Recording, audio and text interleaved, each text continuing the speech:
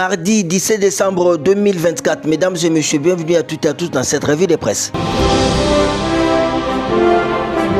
Kinshasa tire les leçons du refus du président rwandais de faire les déplacements de Luanda. Kigali torpille la paix. Paul Kagame avoue la paternité du M23. Explication du tri hebdomadaire d'information générale Africa News. En quoi à ses confrères, le président Paul Kagame du Rwanda n'a pas pu se rendre comme prévu et officiellement annoncé à Luanda, capitale de l'Angola, où devait être signé dimanche 15 décembre 2024 un accord sur la paix à l'est de la RD Congo dans le cadre du processus de Luanda autour du mandataire Joao Lorenzo avec son homologue congolais Félix Tshisekedi. Le président de la République démocratique du Congo, par respect à l'invitation de son homologue angolais, est bel et bien arrivé dans cette ville en vue d'honorer ses rendez-vous. Mais c'était sans compter avec la malice de l'autre partie, ou mieux de Paul Kagame qui a préféré briller par son absence. Notre confrère poursuit, c'est la leçon que Kinshasa a tirée lors du briefing organisé dimanche un peu après le retour de la délégation présidentielle co-animée par la ministre d'État et ministre en charge des Affaires étrangères Thérèse Kayikwamba et son collègue de la communication immédiate Patrick Muyaya Katembwe. Les deux ministres ont démontré noir sur blanc que le refus de Kagame à se rendre à Luanda est la revendication pure et simple de la paternité du M23.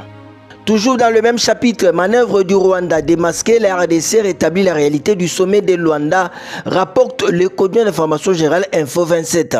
Relayant les derniers communiqués du ministère des Affaires étrangères et coopération internationale de la francophonie, notre confrère cite « La question du M23 a été introduite dans le processus de Luanda, non pas par le Rwanda, mais par les facilitateurs angolais. Les facilitateurs angolais ont inclus la question du M23 dans les discussions, mais cela visait uniquement à examiner les engagements politiques globaux et non établir un dialogue direct entre les RDC et les M23. Le Rwanda déforme cette inclusion pour justifier une condition qu'il tente d'imposer unilatéralement, montrant une incompréhension fondamentale des objectifs du processus de Luanda. Abordant le même chapitre, échec de la tripartite de Luanda, l'opposition envisage d'explorer d'autres voies. Lui est déçu, rapporte le quotidien d'information générale Forum des As. À lire dans les colonnes de notre confrère à Kinshasa, l'annulation de la tripartite a alimenté les débats parmi les leaders de l'opposition. Hier, lundi 16 décembre, Martin Fayulu, président de l'engagement pour la citoyenneté et le développement, rencontré Délice Sanga, également leader de l'opposition, pour discuter des enjeux politiques et sécuritaires. Selon Délice Sanga, qui s'est exprimé sur son compte X, anciennement Twitter, leur échange a porté sur la nécessité de trouver des alternatives à la situation actuelle. Il est essentiel de maintenir un cadre démocratique stable et propice pour répondre aux aspirations des citoyens, a-t-il déclaré.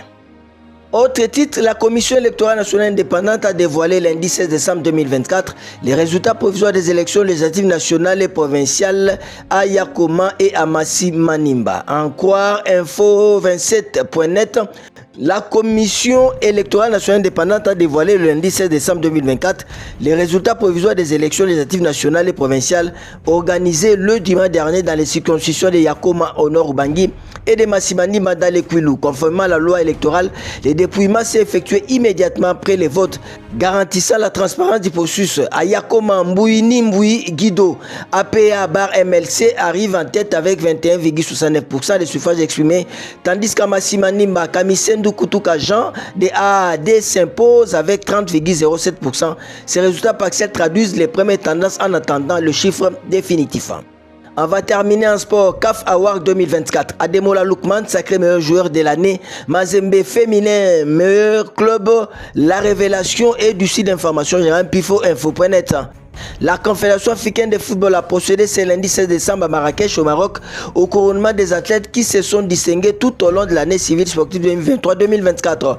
Le Nigérian Ademola Lookman et la Zambienne Barbara Banda sont respectivement sacrés joueurs africains de l'année et joueuses africaines de l'année. Le Nigérian succède à son compatriote Victor Osimhen, lui sacré meilleur joueur en 2023. Le football congolais était à l'honneur ce même soir avec la distinction du football club féminin Mazembe comme meilleur club féminin de l'année. Chancel Mbemba figure dans l'équipe type de la Confédération africaine de football. Ça n'est donc fini pour cette revue de presse. Au revoir et à demain.